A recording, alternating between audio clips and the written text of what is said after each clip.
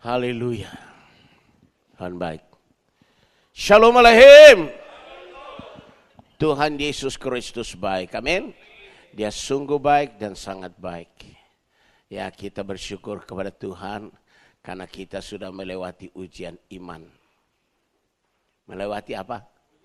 Yes, sekali lagi melewati apa? Ujian iman ini sangat menentukan. Karena waktu hari Minggu, malam Minggu, saya berdoa kepada Tuhan. Tuhan, nyatakan kemuliaan kuasa kasih-Mu. Nyatakan kedaulatan-Mu. Lalu Tuhan memberitahu pada saya bahwa inilah saatnya aku menguji iman umatku yang benar-benar mengasihi aku.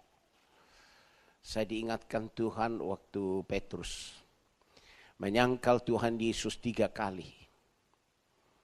Lalu waktu Tuhan Yesus bangkit dari kematian, Tuhan Yesus bertemu lagi dengan Simon Petrus. Lalu Tuhan Yesus katakan kepada Simon Petrus, Simon, anak Yohanes, apakah engkau mengasihi aku lebih dari saudara-saudaramu? Simon Petrus katakan, ya Tuhan, engkau juga tahu aku mengasihi engkau. 2 kali Yesus tanya lagi, apakah engkau mengasihi aku? Simon Petrus bilang, ya Tuhan, engkau juga mengetahui aku mengasihi engkau. Yesus bilang, gembalakanlah domba-dombaku. Yang ketiga kalinya Tuhan Yesus tanya lagi, Simon anak Yohanes, apakah engkau mengasihi aku? Langsung ke titik tujuan. Simon bilang, ya Tuhan, engkau juga tahu bahwa aku mengasihi engkau. Dia nangis Simon Petrus. Yesus bilang apa? Gembalakanlah domba-dombaku. Untuk menjadi gembalanya Tuhan Yesus, untuk masuk ke surga, sulit saudara. Jalan ke surga memang sangat sempit. Makanya Ibu Elis kemarin bersaksi hari Sabtu, bersaksi di Gedung Pemulihan Center Kelapa Gading. Bagaimana Tuhan memberikan mimpi kepada Ibu Elis yang jelas sekali. Ini sering mimpi saudara, waktu kita ke Israel dia juga mimpi dan dia juga dapat penyataan Tuhan. Nah waktu kita ke Kupang dia juga mimpi dan mukjizat terjadi dan sebagainya. Nah dia bilang selesai kebaktian ibu-ibu hari Sabtu itu dia bilang, Pak Silas saya mau cerita kepada Pak Silas. Ini mimpi saya yang benar-benar harus saya cerita. Kenapa? Soalnya menyangkut pemulihan. Ya silakan. Dia bilang begini, kita itu satu pemulihan ini naik mobil katanya. Warna mobilnya warna abu-abu ya. Seperti seragam kita itu, abu-abu. Jalannya juga katanya abu-abu. Dan jalan yang dilewati mobil kita itu sempit. Hanya satu mobil katanya lewat. Hanya satu mobil. Kiri kanan ditumbuhi dengan tanaman yang hijau bagus sekali. Tapi waktu jalan tiba-tiba sampai ke tanjakan. Tanjakan ini naik sekali. Dia bilang waktu kendaraan kita naik. Tiba-tiba itu mobil kita mau turun katanya. Mau turun gak kuat. Dia bilang saya lihat Pak Silas yang nyetir mobil itu katanya sudah ini mutar gimana. Tiba-tiba mereka doa dari belakang katanya. Mereka doa, dukung dalam doa, dukung. Ada yang berbahasa roh kemudian tiba-tiba mobil itu bisa langsung naik ke atas sampai ke puncak. Senangnya luar biasa saudara. Hanya itu. Saya bilang benar. Apa yang kamu mimpikan itulah pelayanan visi pemulihan. Kita ini dalam visi pemulihan melewati jalan yang sempit. Seperti khotbah Tuhan Yesus di dalam Matius pasal 7 ayat yang ke-13 dan 14. Tolong ditayangkan dulu supaya visi ini benar tertanam di dalam diri kita saudara. Ya, tolong saudara. Supaya kita seperti Simon Petrus. Ya, gembalakan domba-dombaku. Ayo baca sama-sama. 2, 3. Masuklah melalui pintu yang sesak itu, karena lebarlah pintu dan luaslah jalan yang menuju kepada kebinasaan, dan banyak orang yang masuk melaluinya. Ya, terus 14. Karena sesaklah pintu dan sempitlah jalan yang menuju kepada kehidupan, dan sedikit orang yang mendapatinya. Saya mohon perhatikan, waktu dia bicara itu tiba-tiba langsung Roh Kudus bicara mengingatkan ayat ini. Sempit jalan, sesak jalan menuju kepada kehidupan ke surga. Hanya sedikit orang Kristen yang masuk. Saya tidak katakan semua sedikit manusia, tidak. Sedikit orang Kristen yang masuk. Hanya sedikit orang Kristen yang masuk ke surga. Oh, kamu dikasih jalan tuh hanya satu mobil, iya. Dan itu mobil pemulihan benar. Karena jalan ke neraka itu sudah sangat lebar luas. Ayat yang ke-13. Ayat 13. Masuklah melalui pintu yang sesak itu. Tuhan Yesus suruh kita masuk melalui pintu surga yang sesak sempit. Karena lebarlah pintu dan luaslah jalan yang menuju kepada neraka, kebinasaan. Dan banyak orang yang masuk melaluinya. Banyak manusia, banyak orang Kristen masuk melalui neraka. Saudara tolong renungkan ayat ini. Ini bukan asbun, ini khotbahnya Tuhan Yesus. Makanya Tuhan Yesus suruh kita masuklah melalui pintu yang sempit dan sesak. Itulah jalan menuju ke surga. Tolong saudara, ini dah teriakan visi pemulihan. Luruskan jalan bagi Tuhan.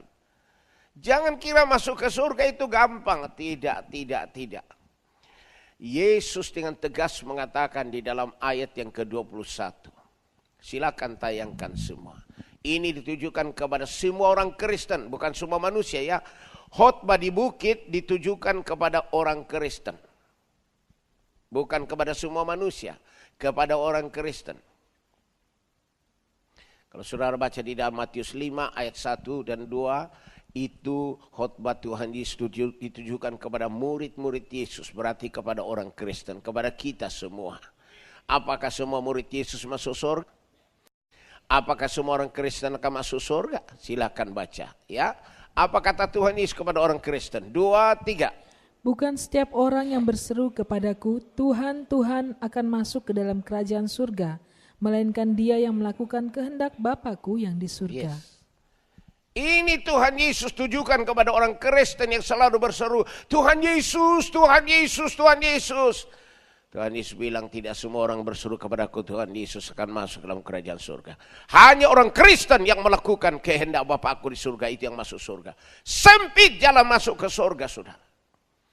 Dengar, ini hari-hari terakhir. Apakah saudara mau masuk neraka atau surga? Hanya 2 jalan, saudara. Tidak mungkin engkau ketemu Yesus kalau engkau tidak kudus. Berbahagialah orang yang suci hatinya, karena mereka lah yang akan memandang Allah. Mana bisa kita ketemu Yesus masuk surga kalau kita tidak suci? Yesus sendiri katakan di dalam Matius 5 ayat 48. Hendaklah kamu sempurna seperti Bapamu di surga sempurna. Jalan ke surga itu sempit bagi orang Kristen loh. Bahkan tidak semua pendeta yang namanya hamba Tuhan yang melakukan mukjizat, menyembuhkan orang sakit, mengusir setan akan masuk surga. Tidak, Yesus yang katakan, saya mau turuti khotbahnya Yesus. Saya tidak mau turuti khotbah pendeta yang khotbah asbun tapi bertentangan dengan khotbahnya Tuhan Yesus. Silakan baca. Matius pasal yang ke-7 ayat 22. Baca semua. Dan 23 ya, baca semua. 2, 3.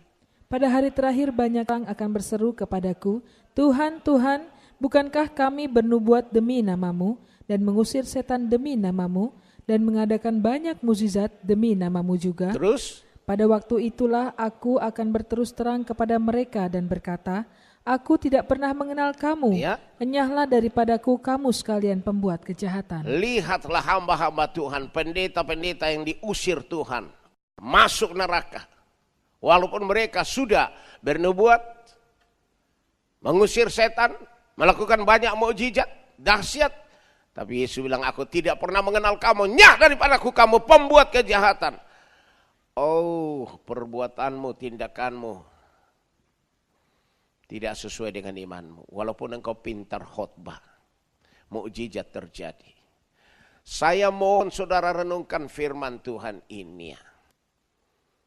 Firman Tuhan katakan dalam 1 Yohanes 2 ayat 15. Barang siapa yang mengasihi dunia dan apa yang ada di dalam dunia ini, maka kasih akan Bapa tidak ada di dalam orang itu. Tidak ada walaupun kau hamba Tuhan tadi, seperti tadi hamba Tuhan.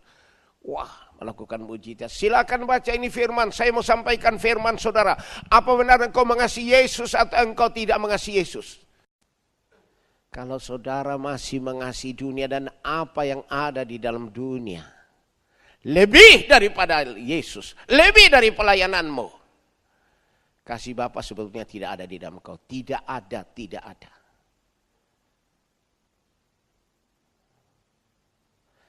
Justru ujian iman itu pada saat kita sangat membutuhkan. Yesus waktu itu coba iblis di padang gurun. Pada saat Yesus sangat membutuhkan. Dia puasa 40 hari. Dia lapar sekali. Yesus sebagai manusia lapar sekali. Datang iblis. Karena dia tahu ini dia butuh makanan ini. Pasti dia jatuh. Iblis mengatakan, engkau sudah lapar sekali kan? Jadikanlah batu ini jadi roti makan. Tawaran yang dahsyat indah pada saat sangat dibutuhkan oleh Yesus. Apakah Yesus mau mengikuti tawarannya iblis? Lalu memuaskan kedagingan? Yesus bilang, hai dengarin. Bukan dari roti saja manusia dapat hidup. Tapi dari semua firman yang keluar dari mulut Allah. Kami mau datang ke gereja. Karena hari rayanya Ishak. Kami mau dengar firman lebih daripada semua makanan minuman. Dan tawaran dunia yang indah. Ini. Jangan bilang saya kan sudah melayani. Saya sudah ngusir setan. Saya melakukan mukjizat. Saya bernubuat dan sebagainya. Ya benar-benar. Tapi Yesus bilang, sebetulnya engkau tidak mengasihi aku. Engkau mengasihi aku hanya 99%. Dan yang 1% itu yang bawa kamu masuk neraka. Makanya Yesus katakan, hendaklah kamu sempurna seperti apa? Bapakmu di surga sempurna. Tuhan mau kesempurnaan. Bukan hanya kita ini asal-asalan saudara. Saudara sudah masuk divisi pemulihan. Tapi kalau Anda masih pegang tangan kanan terus dan sebagainya, tangan kiri dan kanan tidak bisa dibedakan. Tetap saja Tuhan bilang, aku tidak kenal kamu. Ajaran Tuhan Yesus dengan jelas mengatakan, katakan ya di atas ya, tidak di atas tidak. Lain daripada itu dari iblis. Itu Tuhan Yesus bilang loh. Lain daripada itu iblis. Kalau kita punya iman Abraham, kita harus berani mengatakan ya. Waktu Tuhan katakan kepada Abraham, Abraham ya, bawalah anakmu yang tunggal itu yang kau sangat kasihi. Persembahkan kepadaku di atas salah satu bukit Moria. Abraham tidak bimbang dan tidak mengatakan, tidak Tuhan. Masa ini anak saya dapat umur saya 100 tahun, istri saya 90 tahun, anak laki. Kami sangat, masa mau dipersembahkan kepada, masa mau dibunuh? Tidak. Abraham nurut dan taat. Karena Tuhan sedang menguji iman Abraham. Apakah kamu taat firman-Ku atau taat kepada dirimu? Karena kamu tidak punya roh penguasaan diri. Kamu menuruti hawa nafsu. Abraham bangun pagi-pagi loh. Pagi-pagi dia bangun. Dia bawa 2 bujangnya dan Ishak anaknya. Dia bawa kayu, dia bawa api. 3 hari perjalanan saudara. Untuk apa? Mau motong Ishak. 3 hari perjalanan. Waktu sampai dilihat sudah sampai Bukit Mori dari jauh. Abraham bilang kepada 2 bujangnya, tinggallah kamu di sini. Saya dengan anak saya mau ke sana, ke Gunung Mori itu. Kami mau berdoa di sana. Sesudah kami sembahyang, kami akan pulang kepadamu. Dan perjalanan, Ishak membawa kayu, dia taruh di atas punggungnya, bahunya, ya. Lalu Abraham bawa api, saudara. Jalan mereka menuju ke Bukit Moria itu, salah satu Bukit Moria. Ishak bilang, Papa, ya, di sini ada kayu, di sini ada api, tapi mana anak dombanya, Pak? Coba, saudara. Hati Abraham itu tersayat, perasaannya tersayat. Anak tunggal, anak yang perlu pada masa tua, anak laki-laki. Aduh, itu menurut tradisi orang Yahudi itu laki itu, wah berkat dari Tuhan luar biasa. Dan apa yang terjadi saudara? Abraham sudah tahu itu. Bahwa kamulah yang menjadi persembahan. Akhirnya Abraham bilang, nak, Allah sudah sediakan itu. Allah sudah sediakan itu. Dengar. Allah sudah sediakan atau belum? Sudah. Itu iman Abraham. Saya mohon nanti pulang bawa iman Abraham. Allah sudah sediakan itu semua. Sampai di atas gunung itu, saudara, Abraham melihat ke kiri kanan, tidak ada anak domba, tidak ada. Lalu Abraham mengambil anaknya, dia bikin mesbah, saudara, dari kayu, dia taruh anaknya di situ, dia ikat anaknya. Dia bertindak dengan iman, karena firman Tuhan katakan ya di atas ya, tidak di atas tidak. Kalau engkau benar-benar mengasihi aku, lakukan firmanku. Nah, Yesus katakan dalam Yohanes 14 ayat yang ke-15. Barang siapa yang menuruti firmanku, dialah yang mengasihi aku. Abraham menuruti firman karena dia mengasihi Allahnya. Lebih dari semua yang ada di dunia, termasuk anak tunggalnya. Lebih daripada Ishak, anak tunggal itu. Itu namanya iman Abraham. Dengar saudara ya, jangan hanya main-main. Terus saja imanmu, iman Ibrahim terus. Tolong saudara, dengarkan ini. Akhirnya Abraham mengambil pisau, dia mau bunuh anaknya itu. Pada saat dia mau bunuh anaknya sebagai persembahan kepada Tuhan, malaikat Tuhan berseru dari langit, Abraham, jangan apa-apakan anak itu. Sekarang aku tahu bahwa engkau tidak sungguh-sungguh untuk membunuh anakmu demi ketaatanmu kepada Tuhan. Engkau lebih taat kepada firman daripada mengasihi dunia ini. Tolong saudara. Lalu Tuhan bilang, aku bersumpah karena engkau menuruti firmanku dan tidak segan-segan menyerahkan anakmu. Aku bersumpah, aku akan berkati engkau dan sebagainya. Engkau akan jadi berkat bagi semua bangsa di bumi. Dahsyat kan? Tolong saudara perhatikan, kita ini selalu ngomong iman Abraham. Tapi ya bukan iman Abraham itu. Iman Abraham itu adalah iman yang mengasihi Yesus lebih dari segala-galanya.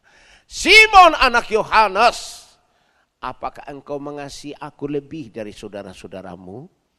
Simon Petrus mengatakan, ya Tuhan, engkau juga tahu aku mengasihi engkau. Yesus bilang, gembalakanlah domba-dombaku. 3 kali Tuhan Yesus tanya Simon Petrus. Baru Yesus terus bilang, gembalakanlah domba-dombaku. Itu baru bisa masuk surga, saudara. Untuk masuk ke surga memang jalannya sempit, sesak. Saudara, banyak orang Kristen mengikuti jalan yang luas, yang lebar, freeway, jalan tol bebas hambatan. Ayo saudara, masihkah kita ini boleh? Aduh, percuma saudara datang ke gereja, percuma kasih perpuluhan persembahan, percuma saudara disebut orang Kristen, percuma. Yesus katakan apa? Percuma kamu berseru kepada aku, percuma kamu beribadah kepada aku, karena ajaran yang kamu ajarkan adalah perintah manusia. Markus 7. Ya, Markus pasal yang ke-7. Ayat berapa itu? Ayat 9 kalau tidak salah. Ayo baca, Markus 7. Iya. Ayat 6 dulu. Ayat 6, kita mulai dari ayat 6 ya. Ayo, 2, 3. Jawabnya kepada mereka, benarlah nubuat Yesaya tentang kamu, hai orang-orang munafik, sebab ada tertulis, bangsa ini memuliakan aku dengan bibirnya, padahal hatinya jauh padaku. Lihat. Bangsa ini memuliakan aku dengan bibirnya, tetapi hatinya jauh daripadaku. Terus ayat 7. Percuma mereka beribadah kepadaku, Ya. sedangkan ajaran yang mereka ajarkan ialah perintah manusia. Percuma kamu beribadah kepada Yesus, percuma jadi anggota gereja, percuma. Habis uang kasih perpuluhan persembahan, bayar taksi, bayar ini. Toh tidak akan masuk surga. Saya tidak mau menipu kalian. Saya berdosa kalau saya menipu kalian. Saya harus menyampaikan syarat untuk masuk surga. Saudara kalau mau masuk surga harus punya iman Abraham. Iman karena kuasa Roh Kudus. Itu dia. Percuma kalau tidak, saudara. Dengar ya. Terus. 8. Perintah Allah kamu abaikan untuk berpegang pada adat istiadat manusia. Iya. Firman Allah kamu kesampingkan. Firman Allah kamu abaikan demi pegang tradisi-tradisi. Ayo. Satu lagi.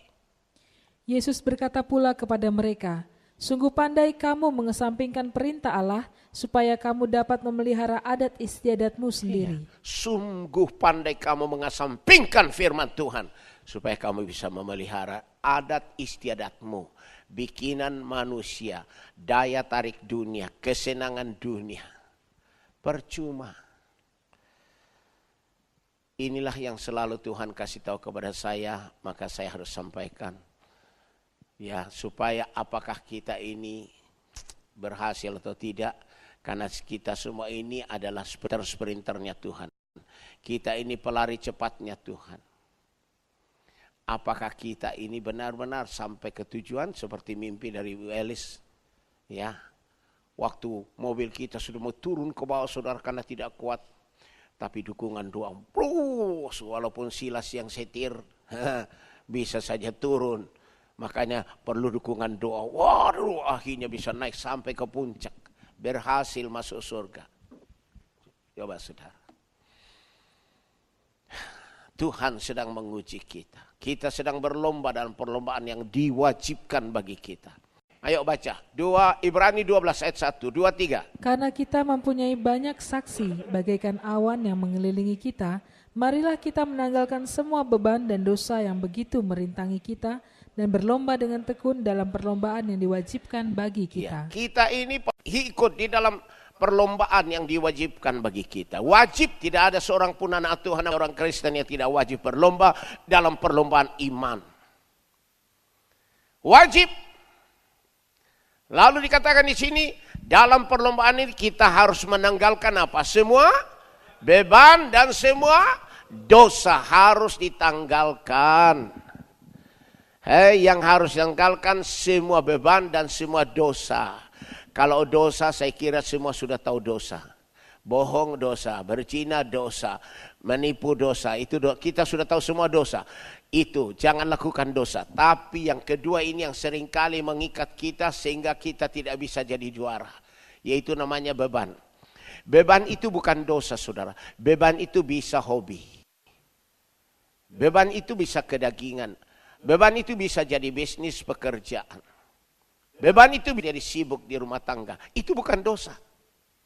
Seorang ibu yang sibuk di rumah tangga, bikin makanan dan sebagainya, masak semua, itu bukan dosa. Itu bagus. Tapi kalau dia terus sibuk tetapi dia mengabaikan pelayanan, mengabaikan hubungannya dengan Tuhan, itu jadi dosa. Seorang businessman, businesswoman, melakukan bisnisnya, itu bukan dosa. Tapi kalau dia terlalu sibuk dengan bisnisnya, tidak ada lagi persekutuan dengan Tuhan, tidak ada lagi hubungan yang baik dengan Tuhan, maka itu jadi dosa. Hobi itu juga bukan dosa. Saudara mancing itu bukan dosa. Tapi kalau engkau terus diikat oleh mancing, nungguin ikan berjam-jam, ya, itu sudah jadi dosa saudara. Tolong ya, senam itu bukan dosa, kesehatan. Senam itu bukan dosa, baik kesehatan. Nah, firman Tuhan katakan senam bagi tubuh terbatas. Tapi ibadah berguna, baik waktu hidup maupun waktu mati. Jadi mana yang lebih penting, ibadah atau senam? Ibadah, tapi kita harus senam juga. Ya, karena senam itu terbatas waktu kita hanya hidup. Terbatas waktu kita hidup. Kalau sudah mati, tidak ada lagi gunanya senam. Mau otot besi, tulang baja, tetap aja masuk kuburan. Tapi kalau ibadah di dunia, waduh diberkati, di surga juga diberkati. Jelas enggak ini? Tolong saudara, jadi kita ini sprinternya Tuhan. Mari kita tanggalkan semua beban dan dosa yang merintangi kita. Contoh daripada beban itu saudara, contoh misalnya begini ya, kalau dosa mungkin sudah tahu. Ya, kalau beban misalnya kita ini pelari cepat, tim Indonesia, tim Amerika lah ya. Supaya tahu juara-juara itu dari Amerika atau dari Cina. Kita ini tim sprinter dari Amerika, wah jago. Kemudian masuk ke arena pertandingan Olimpiade. Ya, dengar ya. Lalu saya sebagai sprinter saya pakai celana ketat, jin. Lalu pakai ikat pinggang, coven. Saya mau tanya, boleh enggak itu? Boleh enggak? Hah? Boleh enggak?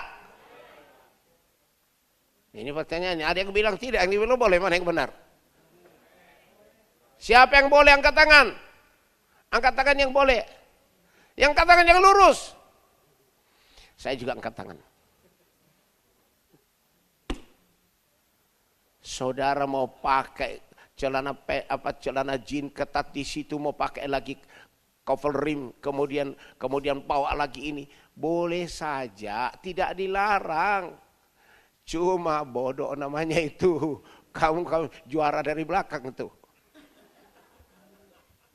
Tidak dilarang.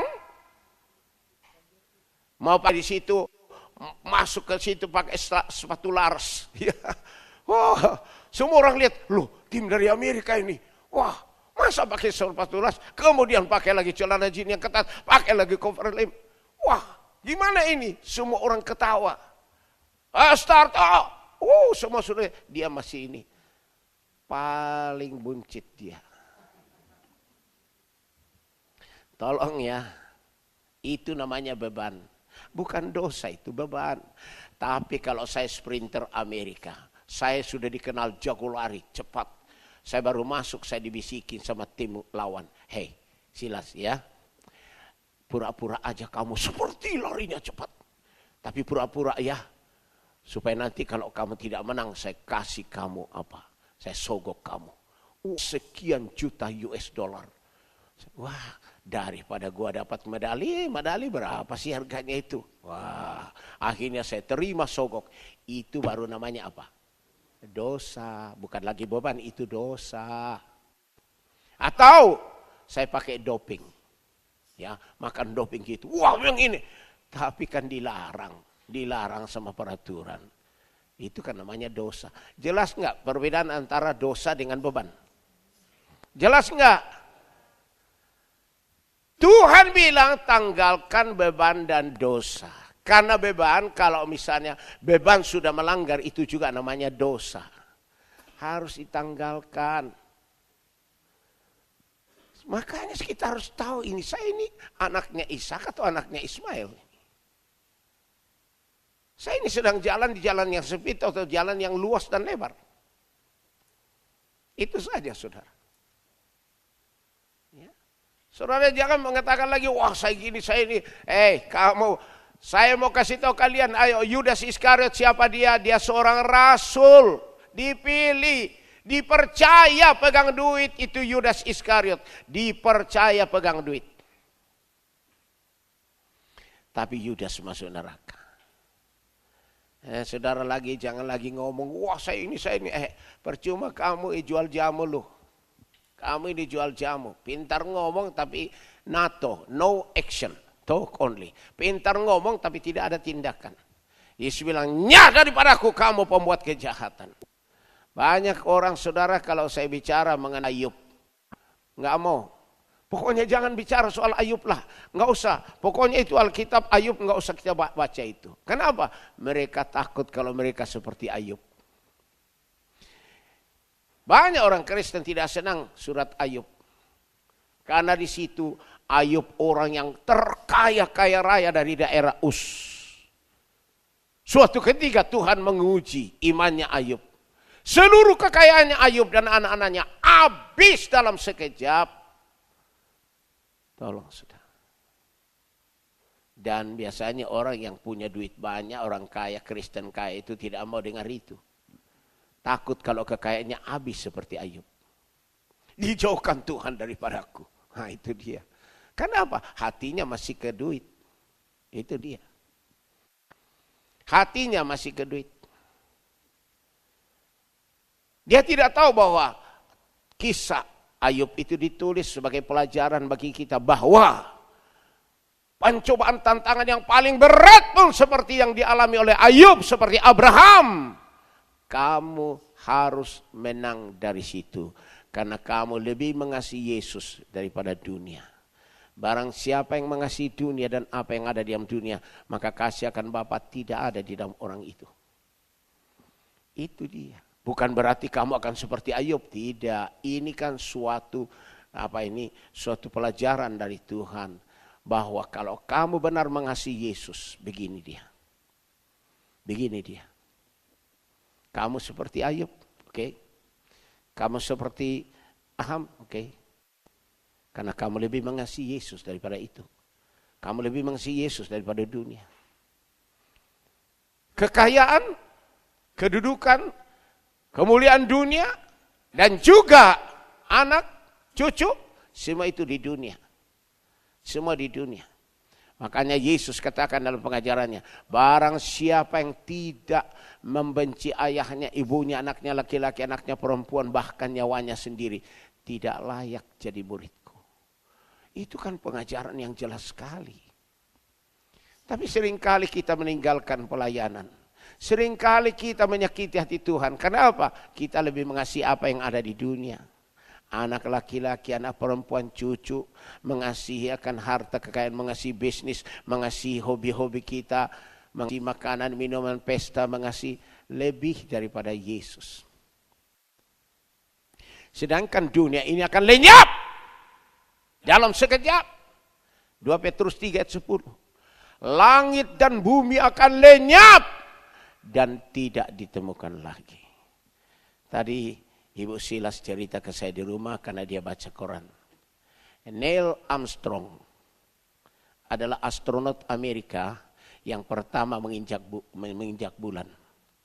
Neil Armstrong itu saudara, anak Tuhan. Ya. Waktu dia terbang ke bulan, dia mendarat di bulan. Katanya berapa menit?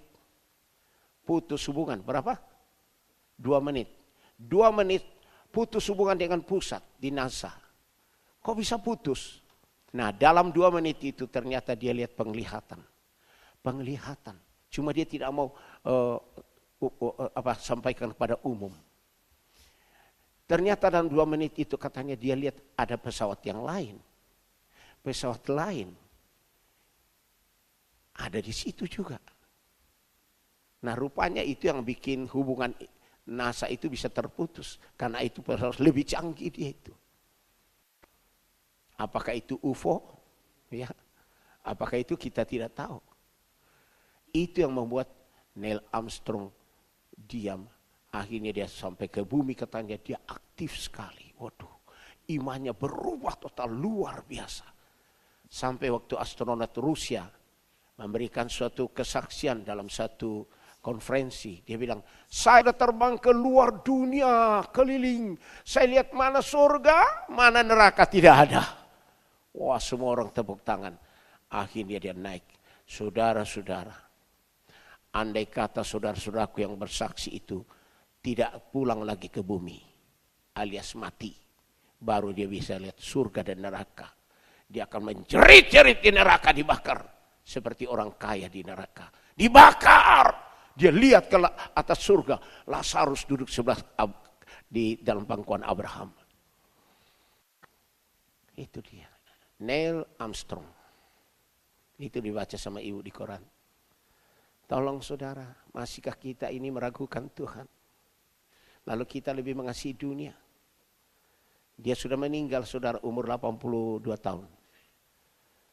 Coba saudara, masihkah saudara mau seperti orang Rusia tadi?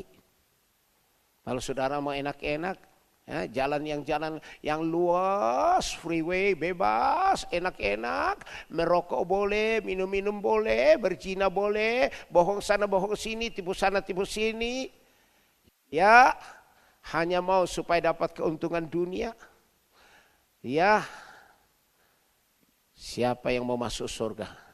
Tak dapat tiada, engkau harus banyak mengalami penderitaan. Jalan ke surga sempit. Sempit dan hanya sedikit orang Kristen yang masuk. Saya tidak mau bohongi orang Kristen. Itu yang Tuhan berikan kepada saya tahun 69. Luruskan jalan bagi Tuhan. Bukan berarti saya sudah mati masuk surga. Tidak, saya juga berjuang. Saya juga berjuang seperti Rasul Paulus mengatakan di dalam Efesus pasal 6 ayat 18, tolong baca. Ayo baca. 2, 3. Dalam segala doa dan permohonan, berdoalah setiap waktu di dalam roh, dan berjaga-jagalah di dalam doamu itu dengan permohonan yang tak putus-putusnya untuk segala orang kudus. Kita banyak berdoa dalam roh dengan tidak putus-putusnya, saudara. Doa dalam roh dengan tidak putusnya. Lalu Paulus bilang, juga untuk aku, ayat 19, baca. Juga untuk aku, supaya kepadaku, jika aku buka mulutku, dikaruniakan perkataan yang benar, agar dengan keberanian aku memberitakan rahasia Injil. Paulus juga bilang, doakan juga aku, supaya kalau aku khotbah jangan ngacau. Supaya kalau aku khotbah itu benar-benar yang keluar dari mulut bibir saya itu firman, bukan teori manusia. Ini firman yang benar. Terus, satu lagi. Yang kulayani sebagai utusan yang dipenjarakan, berdoalah supaya dengan keberanian aku menyatakannya, sebagaimana seharusnya aku berbicara. Paulus bilang berdoa untuk aku, supaya aku dengan berani menyampaikan kebenaran. Apakah saudara doakan Silas juga? Doakan atau tidak? Siapa yang doakan, angkat tangan. Bagus. Pantas saja waktu saya setir mobil, ya Ibu Elis melihat saya katanya sudah goyang gini, sudah ini. Tuh, untung ada yang doakan dari belakang, didoakan. Waduh, ada pendoa syafaat Ibu Lineke dan tim, ya. Kemudian tim pendoa dari pemulihan semua doakan, dukung dalam doa seperti Paulus, dukung. Akhirnya sampai akhirnya kau dapati aku tetap setia. Ini satu tim pemulihan, saudara. Jangan mau jalan sendiri, ada aturan mainnya. Kalau Anda sudah dijadwalkan sebagai worship leader, harus jadi worship leader. Jangan ada alasan, wah ini, tidak ada alasan. Apakah engkau mengasihi aku lebih dari saudara-saudaramu, lebih daripada anakmu, lebih dari siapapun? Masa kamu tinggalkan pelayanan karena hal dunia?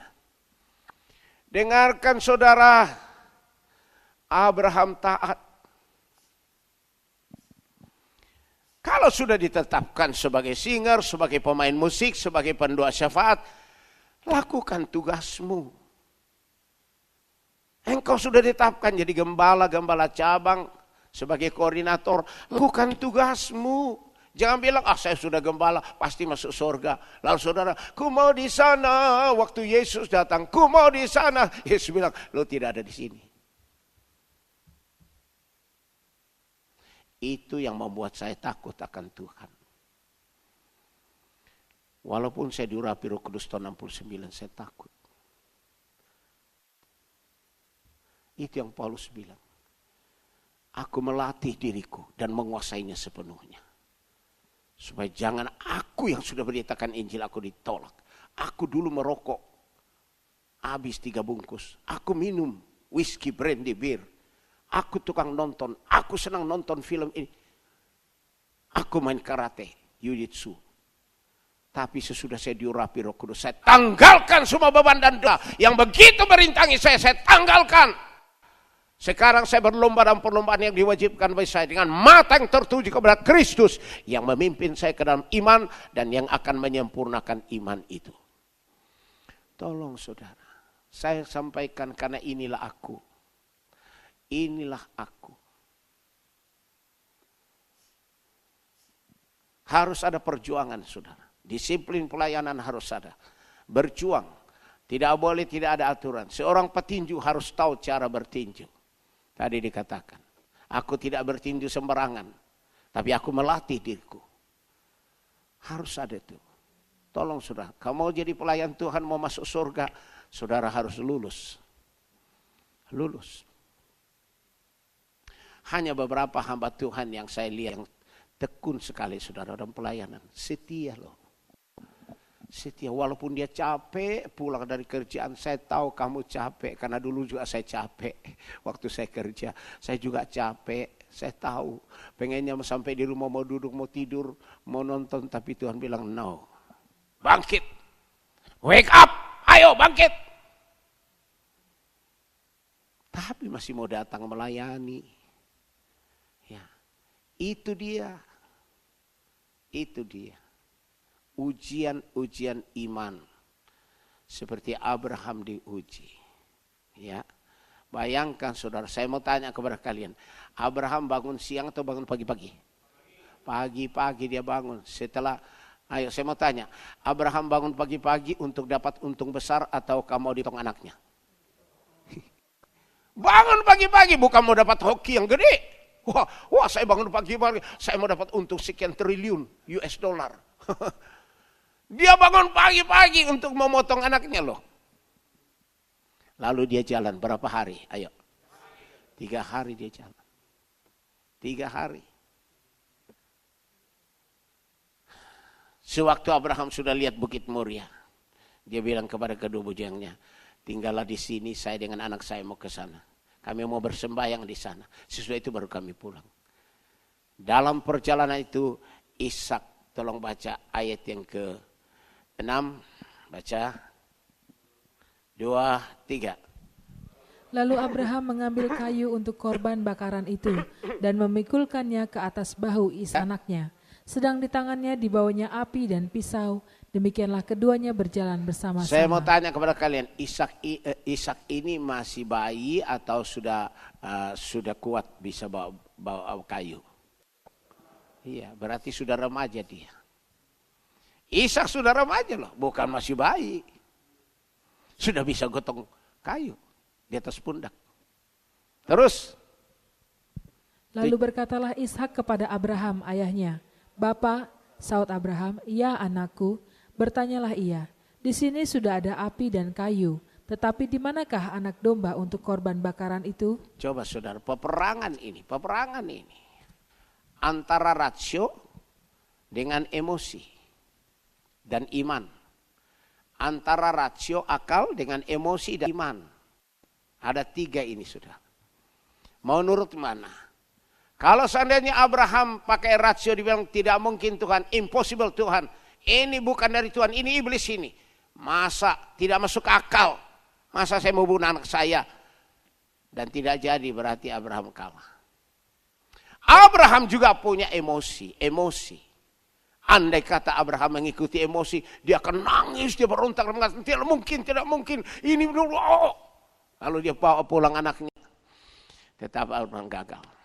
Satu lagi, yaitu apa? Iman karena Roh Kudus. Iman Abraham bukan iman emosi, bukan iman rasio atau akal. Iman Abraham adalah iman karena kuasa Roh Kudus. Abraham tak kepada firman 100%. Tolong saudara. Abraham terus melanjutkan. Walaupun anaknya Ishak bertanya, "Papa, ini sudah ada kayu, ada api, di manakah anak domba?" Abraham tidak berhenti di situ karena kalah. Dengan iman Abraham, iman karena Roh Kudus, "Anakku, Allah sudah sediakan itu." Kalau saudara mau melayani, mau melakukan suatu proyeknya, Tuhan tidak usah lagi khawatir, gelisah, kemudian nanti biayanya bagaimana, nanti fasilitasnya bagaimana. Itu berarti bukan lagi dengan iman tuh. Itu namanya perasaan, itu rasio. Kalau engkau tahu bahwa ini proyeknya Tuhan, percayalah di atas gunung itu Tuhan sudah sediakan. Tuhan sudah sediakan, itu kata-kata iman Abraham. Silakan baca ayat 8. Sahut Abraham, "Allah yang akan menyediakan anak domba untuk korban bakaran baginya, anakku." Demikianlah keduanya berjalan bersama-sama. Siapa yang sediakan? Allah akan menyediakan itu. Tolong dengar saudara. Allah akan menyediakan itu anak domba untuk korban bakaran baginya. Bukan manusia, saudara. Kadangkala kalau kita menghadapi kenyataan apapun di dunia ini, kita terlalu banyak memakai otak kita. Terlalu banyak memakai akal sehat kita. Terlalu banyak dikuasai oleh emosi kita. Sehingga kita sudah jauh dari iman. Jauh dari iman. Selalu kita begitu, saudara. Mau melayani? Langsung. Ya, si kami melayani tapi tidak ada uang. Nanti fasilitasnya bagaimana? Nanti gimana? Kamu ini mau melayani dengan iman atau iman karena otak? Iman emosi atau iman karena Roh Kudus? Kalau kita mau melayani karena iman karena Roh Kudus, kita akan mengatakan seperti Abraham mengatakan Allah yang akan menyediakan anak domba itu untuk korban bakaran baginya anakku. Kata-kata ini adalah kata iman. Tolong saudara. Saya mau tanya kepada anak-anak gadis di sini yang belum kawin. Apakah engkau punya iman Abraham? Atau imannya Isa, iman rasio atau iman emosi? Kalau Anda punya iman Abraham, engkau juga mengatakan Allah sudah sediakan si dia bagiku. Tentu yang terbaik. Amin. Karena sebab jikalau kita minta roti tidak mungkin dia kasih apa? Batu. Punyalah iman Abraham. Allah sudah sediakan. Bahkan Abraham bilang di atas gunung itu Tuhan sudah sediakan. Dahsyat loh. Itu yang membuat Abraham tidak frustrasi, tidak stres, tidak sakit. Karena dia punya iman, itu iman karena kuasa Roh Kudus. Tenanglah kini hatiku, Tuhan ku pimpin langkahku. Tak mengeluh dan tak lelah, tangan Tuhan memimpinku. Oh, itu iman Abraham. Dia tidak mengeluh. Tidak. Dia punya iman, Allah sudah sediakan. Tolong saudara, inilah banyak anak-anak Tuhan orang Kristen termasuk pendeta-pendeta. Imannya iman rasio akal. Selalu untung rugi. Selalu boleh atau tidak. Dia sudah tahu ini proyeknya Tuhan. Tapi masih juga bimbang. Oh saudara, Anda tidak punya iman Abraham. Kalau kita punya iman Abraham, saudara jangan saudara takut mengenai ini. Saudara percaya karena ini proyeknya Tuhan. Tuhan yang suruh. Tuhan katakan Abraham, Abraham, bawa anakmu Ishak yang kau kasihi, yang kau peroleh pada masa tuamu itu, anak laki-laki itu, bawa persembahkan kepadaku di atas salah satu bukit di Moria. Abraham tidak pakai otak, tidak pakai perasaan. Abraham berjalan dengan iman karena kuasa Roh Kudus. Taat firman 100%. Karena Abraham tahu Tuhan yang beri anak ini, Tuhan juga ngambil, terpujilah dia. Sama seperti Ayub, waktu diuji imannya oleh Tuhan. Seluruh kekayaannya habis dalam sekejap. Anak-anaknya juga habis, 10 orang mati semua. Ayub punya iman seperti Abraham. Tuhan yang beri, Tuhan yang ambil, terpujilah Tuhan. Aku datang dengan telanjang, aku juga akan pergi dengan telanjang. Itu iman Abraham, saudara. Artinya gini, seluruh hidupannya Abraham dan Ayub 100% Tuhan yang Tuhan. Tuhan menetapkan langkah-langkah orang yang hidupnya berkenan kepadanya. Apabila ia jatuh, bagaimana? Tak sampai tergeletak. Dia yakin benar tidak akan tergeletak. Sebab Tuhan menopang. Itu saudara, kalau Anda berjalan dengan iman Abraham, Anda akan tenang hidupmu. Berkat akan mengikuti engkau. Sebab berkat Tuhan yang jadikan kita kaya, susah payah tidak akan menambahinya. Amsal 10 ayat 22. Saudara kalau mengerti ini, saudara hidupmu tenang. Engkau menikmati berkat rohani, berkat jasmani, berkat materi di dunia ini. Sampai engkau masuk surga. Tenang saudara. Kenapa banyak anak-anak Tuhan tidak merasakan tenang? Dia tidak punya iman Abraham. Abraham ini saudara, walaupun anaknya mengatakan, Papa di sini sudah ada kayu, ada api, tapi mana anak domba yang mau dipersembahkan? Abraham tidak kalah oleh akal sehat, tidak kalah dengan perasaan. Abraham menang karena dia punya iman karena kuasa Roh Kudus, mengalahkan dunia ini. Ya, Abraham mengatakan begini. Allah yang akan menyediakan anak domba untuk korban bakaran baginya anakku. Demikianlah keduanya berjalan bersama-sama. Tuhan sudah sediakan. Tolong saudara. Inilah iman karena Roh Kudus. Saudara ada dalam gereja visi pemulihan oleh Roh Kudus. Tapi kalau Anda tidak punya iman Roh Kudus, percuma. Percuma. Percuma.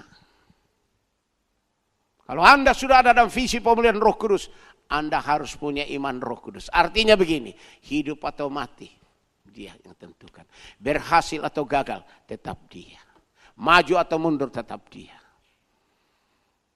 Itu namanya iman karena kuasa Roh Kudus. Semua dari Dia. Makanya dikatakan di ayat yang ke-9, baca. Sampailah mereka ke tempat yang dikatakan Allah kepadanya. Lalu Abraham mendirikan mezbah di situ. Disusunnyalah kayu, diikatnya Ishak, anaknya itu, dan diletakkannya di mezbah itu di atas kayu api. Ya, terus. Sesudah itu Abraham mengulurkan tangannya, lalu mengambil pisau untuk menyembelih anaknya. Lihatlah tindakan Abraham. Abraham itu bertindak sesuai firman. Tidak ditambah, tidak dikurangi. Itu iman Abraham. Jangan kita membijaksanai firman. Apa yang firman katakan? Nah, itu firman. Kenapa? Karena itu Allah. Allah adalah firman. Firman adalah Allah. Walaupun tidak masuk akal. Walaupun perasaan tidak bisa terima. Akal sehat tidak bisa terima. Tapi karena itu firman. Taatilah firman. Nah, itulah namanya proses kita ini. Tapi kalau Anda tidak mau taat, tetap terjadi seperti Yudas Iskariot. Bayangkan Yudas Iskariot puluhan tahun bersama dengan Yesus. Melayani bersama dengan Yesus. Toh dia menyangkal Yesus. Lebih mengasihi duit daripada Yesus. Mujizat terjadi, pelayanan hebat, tapi akhirnya ditolak. Tolong saudara, saya mohon saudara perhatikanlah firman, bertindaklah sesuai firman. Itu namanya iman Abraham. Abraham itu bertindak sesuai dengan firman. Maka dikatakan di sini, saudara tolong baca di dalam Roma pasal 4. Roma pasal 4. Ya. Mari kita baca. Ayat 17. Bacalah iman Abraham ini. Ya ini yang masuk surga saudara. Ya. Ayo baca. 2, 3. Seperti ada tertulis, engkau telah kutetapkan menjadi bapa banyak bangsa. Ya. Di hadapan Allah yang kepadanya ia percaya, yaitu Allah yang menghidupkan orang mati dan yang menjadikan dengan firman-Nya apa yang tidak ada menjadi ada. Ya, menjadikan dengan firman-Nya. Menjadikan dengan apa? Firman-Nya. Apa yang tidak ada menjadi apa? Hanya firman. Apakah engkau taat kepada firman 100%? Atau engkau meragukan firman? Abraham percaya kepada firman. Maka dia percaya Allah sanggup. He's able. I know my Lord is able. Aku tahu Tuhanku sanggup. I know my Lord is able to carry me through. Dia sanggup membawa saya sampai akhir. Wah, itu dia saudara. Seringkali kita beriman hanya di mulut saja. Hanya emosi saja. Pada saat kita diuji ternyata kita gagal. Iman kita iman kayu, iman rumput, iman jerami. Iman kayu, iman rumput, iman jerami. Semua gagal. Yang bertahan hanya iman emas, iman perak, dan iman batu permata. Oh saudara, saya teriak-teriak saudara manapun. Saya melayani. Makanya kalau Tuhan kehendaki saya berangkat ke Amerika nanti dengan tim untuk pelayanan bulan Oktober. Saya mau teriakkan bagi orang Amerika dan semua mereka. Ya. Awas saudara. Saya bilang Tuhan suruh saya luruskan jalan bagi Tuhan. Kedatangannya sudah sangat dekat sekali. Saudara mau masuk surga atau masuk neraka. Batas antara surga dan neraka itu tipis sekali. Tipis sekali. Dan justru orang senang masuk neraka. Berbondong-bondong orang masuk melewati jalan yang lebar dan luas. Hanya sempit jalan masuk ke surga. Sempit. Sedikit orang Kristen yang masuk surga. Sedikit. Tolong saudara. Saya mohon saudara perhatikan ini, jangan sampai kita ini percuma kasih perpuluhan persembahan, kemudian rajin ke gereja, naik taksi, bayar taksi, semua pengorbanan, ujungnya Tuhan bilang, aku tidak pernah kenal kamu, jauh daripada aku, kamu pembuat kejahatan. Aduh saudara, kalau kita benar-benar mengasihi Yesus, kasih Yesus dengan segenap hatimu, dengan segenap jiwamu, dengan seluruh kekuatanmu. Terus ayat 19, apakah iman Abraham luntur karena dia lihat kenyataan, fakta? Ayo baca ayat 19, 23. Imannya tidak menjadi lemah, walaupun ia mengetahui bahwa tubuhnya sudah sangat lemah, karena usianya telah kira-kira 100 tahun, dan bahwa rahim Sarah telah tertutup. Rahim sudah tertutup, sudah tua bangka. Tapi imannya tidak menjadi lemah, walaupun tubuhnya semakin lemah, tua bangka, imannya tidak menjadi lemah. Wah, itu yang paling bagus saudara. Tubuh boleh semakin menyusut, manusia lahirnya kita semakin merosot, tapi manusia batinnya kita, iman kita semakin bertambah dari hari ke hari. Dari sehari ke sehari. 2 Korintus 4 ayat yang ke-16. Itu dia saudara. Itu dia saudara. Sekalipun tubuh jasmani kita, lahiriah kita semakin lama semakin merosot, semakin tua seperti Abraham, tapi manusia batiniahnya, imannya, rohnya semakin kuat, dibaharui dari sehari ke sehari. Itu dia saudara. Karena Abraham tidak memperhatikan yang kelihatan, karena yang kelihatan sementara. Abraham perhatikan yang tidak kelihatan, yaitu manusia rohani. Itu yang kekal. Amin. Ayat 20, baca terus ayat 20 supaya kita nanti pulang semua punya iman Abraham. Jangan kalah lagi, ya. 2, 3. Tetapi terhadap janji Allah ia tidak bimbang karena ketidakpercayaan, malah ia diperkuat dalam imannya dan ia memuliakan Allah. Justru saudara, melalui tantangan masalah yang berat, itu ujian iman bagi kita. Malah di sini dikatakan Abraham diperkuat dalam imannya dan memuliakan Allah tuh. Bukannya bersungut-sungut, bukannya ngomel-ngomel, bukannya emosi, marah-marah, mengatakan saya sudah ke gereja, saya sudah diurapi Roh Kudus sekian ribu kali, saya sudah ini, saya sudah kasih perpuluhan persembahan, tapi mana.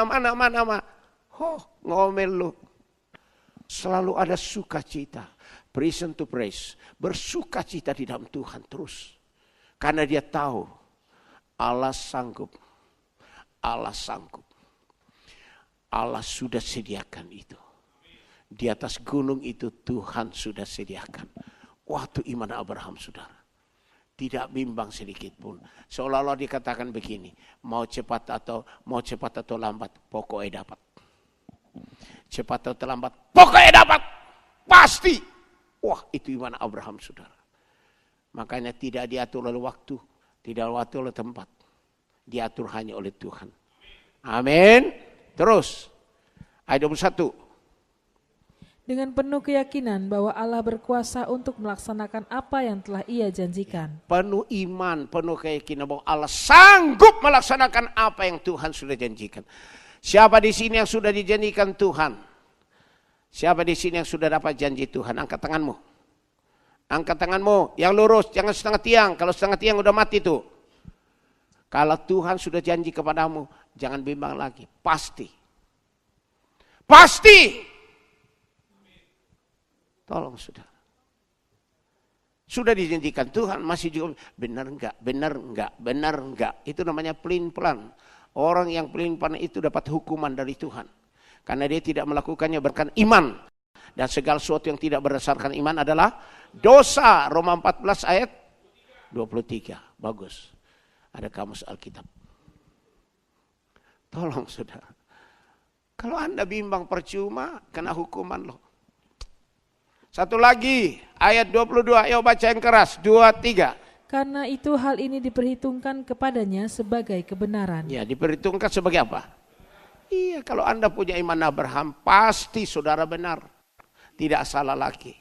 Mau orang mau ngejek kita, mau maki-maki kita, mau mengatakan gila lu, ini sudah aki-aki tua ini tua, ayah aki-aki peot, ini peot. Tapi saudara percayalah apa yang difirman Tuhan pasti digenapi. Apa yang Allah sudah janjikan pasti digenapi. Jikalau Tuhan buka jalan, tidak ada yang bisa menutup. Itu yang buka itu pintu Daud, saudara. Alkitab mengatakan, kamu sudah pegang kunci pintu Daud. Kalau apa yang kamu buka di bumi, terbuka di surga. Apa yang kamu tutup di bumi, tertutup di surga. Kita sudah beri kunci Daud. Wah, luar biasa itu. Jangan bimbang, saudara. Ya, kita selesaikan. Ayo, 2 Timotius 4. Ayo baca, kita akhiri di sini. Supaya saudara rajin diurapi Roh Kudus. Kalau engkau benar-benar menantikan kedatangan Tuhan, engkau harus diurapi terus dengan Roh Kudus. Kau harus punya iman Abraham. Ayat 7 dan 8. Ya, ayat 7 dan 8. Baca, pernyataan Paulus ini, saudara. Iman Abraham ini, iman Roh Kudus. 2, 3. Aku telah mengakhiri pertandingan yang baik. Aku telah mencapai garis akhir dan aku telah memelihara iman. Yes, terus. Sekarang telah tersedia bagiku mahkota kebenaran yang akan dikaruniakan kepadaku oleh Tuhan, Hakim yang adil, pada harinya, tetapi bukan hanya kepadaku, melainkan juga kepada semua orang yang merindukan kedatangannya. Bukannya kepada Paulus Tuhan sediakan mahkota kebenaran, mahkota yang paling gede itu, paling mulia, paling agung, mahkota kebenaran. Kenapa? Kebenaran itu adalah firman Tuhan. Yesus Kristus adalah kebenaran, Roh Kudus adalah kebenaran. Mahkota kebenaran itu mahkota yang paling mulia di surga. Yesus katakan di dalam Yohanes 17 ayat 17, firman-Mu adalah kebenaran. Firman Tuhan katakan dalam 1 Yohanes 5 ayat 6. 1 Yohanes 5 ayat 6. Roh Kudus adalah apa? Kebenaran. Jadi Yesus adalah kebenaran. Roh Kudus adalah kebenaran. Firman Tuhan kebenaran. Mahkota kebenaran adalah mahkota yang paling mulia di surga. Paling mulia, paling agung. Maka Paulus bilang, telah tersedia bagiku mahkota kebenaran yang Hakim Agung Yesus sudah sediakan bagiku. Tapi bukan hanya kepadaku saja, Paulus bilang. Tapi pada semua orang yang menantikan kedatangan Kristus. Kalau kita benar-benar menantikan kedatangan Kristus, saudara harus punya iman Abraham, iman Paulus. Tolong saudara, kalau mau dapat mahkota kebenaran. Tapi kalau enggak ya, masih untung kalau masuk surga, menduduki tempat yang paling rendah. Tidak ada mahkota alias botak. Masih untung. Pi itu sampai selama-lamanya. Tetap aja kopral sampai selama-lamanya. Nggak bisa naik jadi sersan apalagi kapten. Nggak bisa. Seterusnya. Tapi kalau engkau bisa masuk surga jadi jenderal di surga. Mahkota kemuliaan bintang 5. Waduh. Panglima tertinggi di surga. Seperti Paulus. Itu sampai selama-lamanya. Tidak pernah turun pangkat. Tidak pernah. Saudara pilih mana sekarang di dunia ini? Up to you. Tuhan berikan kita pilihan. Saya hanya sebagai alatnya Tuhan. Saya hamba yang tidak berguna. Saya hanya menyampaikan apa yang Tuhan sampaikan. Kitalah yang harus melakukannya. Amin. Kita berdoa.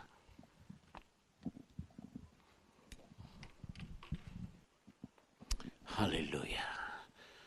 Ku tak dapat jalan sendiri. Tuhan, tolong padaku. Biarlah sinar-Mu menerangiku. Sebab ku tak dapat jalan sendiri. Tiada sobat lain yang mau membantu. Tuhan, hanya padamu. Peganglah tanganku Yesus Tuhan, sebab ku tak dapat jalan sendiri. Kita butuh Dia memimpin kita terus. Kita butuh Roh Kudus mengurapi dan menuntun hidup kita, supaya kita melewati dunia dengan iman Abraham, iman karena kuasa Roh Kudus.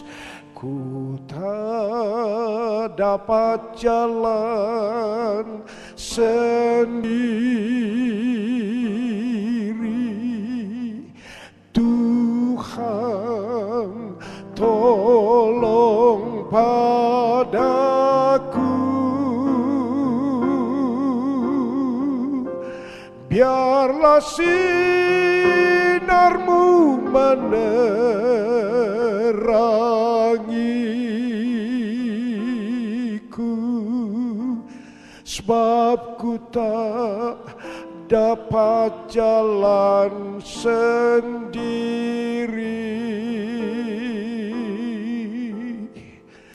Haleluya, selamitum palamikarios. Eloya radana matam amlopam malamikarios santo. Haleluya. Abah ya Bapa, kami mengucap syukur untuk firman-firman-Mu yang Kau sudah sampaikan kepada kami, supaya kami memiliki iman Abraham, supaya kami sungguh-sungguh diberkati seperti Abraham yang beriman itu. Kami hidup di dunia berkenan kepada-Mu, dan kami anak cucu keturunan kami menjadi berkat bagi bangsa-bangsa di dunia, karena Kau berjanji bersumpah kepada kami Tuhan. Tuhan, tuliskan, tanamkan, meteraikan firman-firman-Mu yang kami dengar itu dalam roh hati kami. Sempurnakan firman-firman itu dalam roh hati kami, Roh Kudus. Dan berikan kami kekuatan, tenaga, dan kuat kuasa Roh Kudus, supaya kami menjadi pelaku firman-Mu seperti Abraham. Sekarang sampai Engkau datang mengangkat kami semuanya masuk dalam kerajaan-Mu. Roh Kudus, tolong kami semua yang mendengar firman-Mu untuk berdoa, mengaku doa, bertobat, minta ampun kepada-Mu. Silakan saudara masing-masing buka mulut. Buka mulut kalau berdoa. Ucapkan pengakuan dosa-Mu kepada Tuhan Yesus. Ya, semua mengucapkan pengakuan dosa kepada Tuhan Yesus. Semua mengaku dosa. Semua mengaku dosa. Tuhan sediakan bagi kita pengampunan jikalau kita benar-benar mengasihi Dia. Karena ada akibat daripada dosa kita. Memang dosa kita diampuni, tapi ada akibatnya, saudara. Saudara harus ingat bahwa ada akibat dari dosa. Sekarang sadar, bertobat, supaya dosamu dihapuskan, agar Tuhan mendatangkan kelegaan kepadamu. Oh Yesus kita. Jangan khawatir lagi. Percayalah dengan iman Abraham. Dia sanggup. Dia sanggup. Dia sanggup. Haleluya. Hosanna ramakatakum para mekarasan. Puaskah Tuhan? Puaskah Tuhan? Puaskah Dia denganku? Telah ku hidup baik atau tiada baik? Puaskah Dia denganku? Apakah Tuhan sudah puas dengan hidup kita? Apakah Tuhan sudah puas tentang hidup kita? Apakah kita sudah hidup baik atau tidak baik?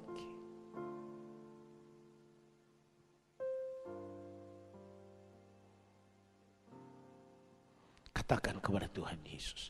Tuhan Yesus Kristus, setelah saya mendengar firman, saya sadar, saya mengakui, saya menyesali semua keberadaan saya yang mendukakan Roh Kudus, yang melanggar firman Tuhan, yang telah saya lakukan pada waktu-waktu yang lalu. Sampai saat ini saya menyesali semua. Saya sadar, saya bertobat, saya minta ampun. Tuhan Yesus Kristus, mohon ampuni saya. Mohon sucikan saya kembali oleh darah Tuhan Yesus, lebih putih dari salju, lebih putih dari bulu domba. layak menerima urapan Roh Kudus yang terbesar, yang tidak terbatas dalam kebaktian ini akan memulihkan saya, mengubah hidup saya, memberi saya iman karena kuasa Roh Kudus. Iman Abraham mengalahkan dunia. Dalam nama Tuhan Yesus. Mari saudara angkat kedua tanganmu ke atas dan berdiri di hadapan Tuhan Yesus. Jangan berbicara satu dengan yang lain. Jangan berbicara satu dengan yang lain. Hormatilah Yesus Kristus. Angkat kedua tanganmu ke atas kepada Tuhan Yesus Kristus yang akan mengurapi kita dengan Roh Kudus. Tengadah ke atas ke surga kepada Tuhan Yesus. Tutup matamu supaya engkau bisa konsentrasi kepada Tuhan Yesus. Biarkan Roh Kudus yang ambil alih. Roh Kudus mengalir kepada kita bagaikan desau air bah, bagaikan hujan lebat, bagaikan lidah-lidah api hinggap di atas kita. Terima kasih Roh Kudus untuk hadiranmu memenuhi tempat ini. Api Roh Kudus menyala-nyala berkobar-kobar di dalam ruangan ini. Mari Roh Kudus kami minta dalam nama Tuhan Yesus Kristus. Engkau ambil alih pelayanan urapan Roh Kudus-Mu ini sepenuhnya. Ambil alih Roh Kudus. Kami haus, kami rindu mengalir Roh Kudus. Urapi hati kami, urapi roh kami, supaya kami memiliki hati yang baru dan roh yang baru. Urapi jiwa kami, urapi pikiran kami, supaya kami memiliki jiwa pikiran Kristus yang suci, kudus, saleh. Urapi tubuh kami, supaya tubuh kami sembuh, sehat, sempurna, kuat, menjadi saksi. Urapi kami Roh Kudus, urapi kami Roh Kudus. Ya, mulai berbahasa roh, mulai berbahasa roh.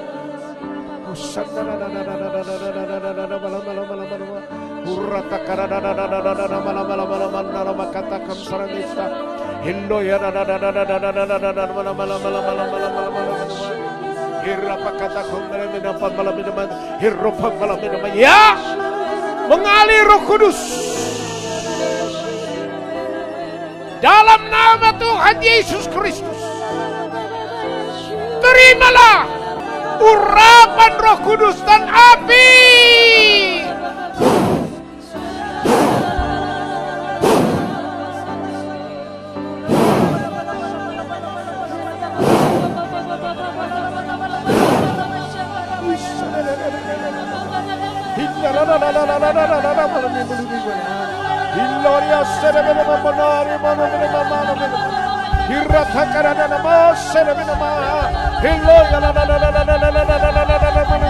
Mengalir.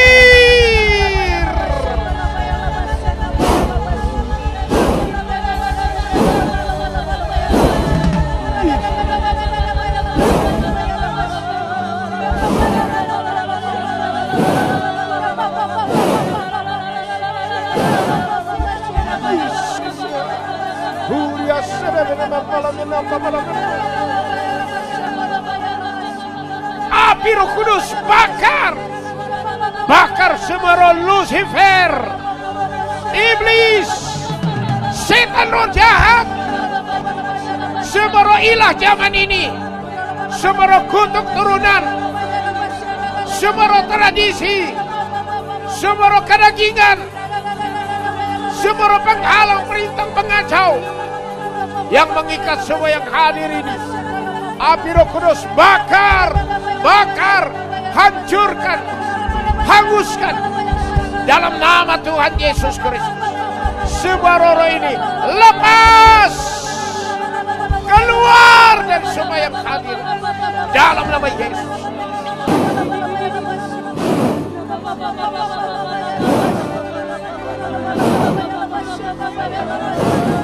Ya.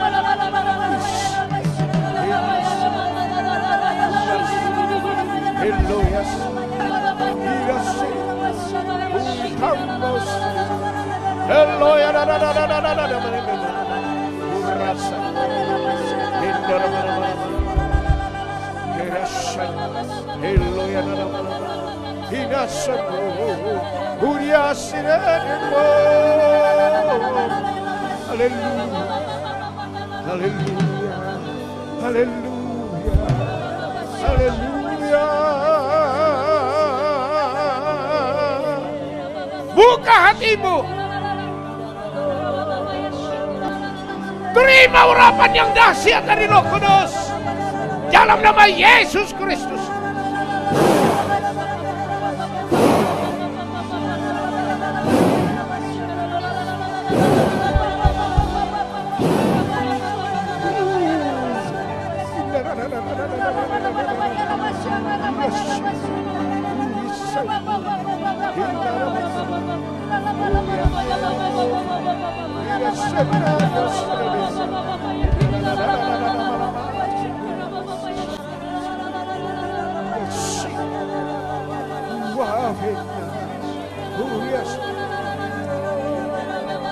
Terimalah urapan berkat Abraham.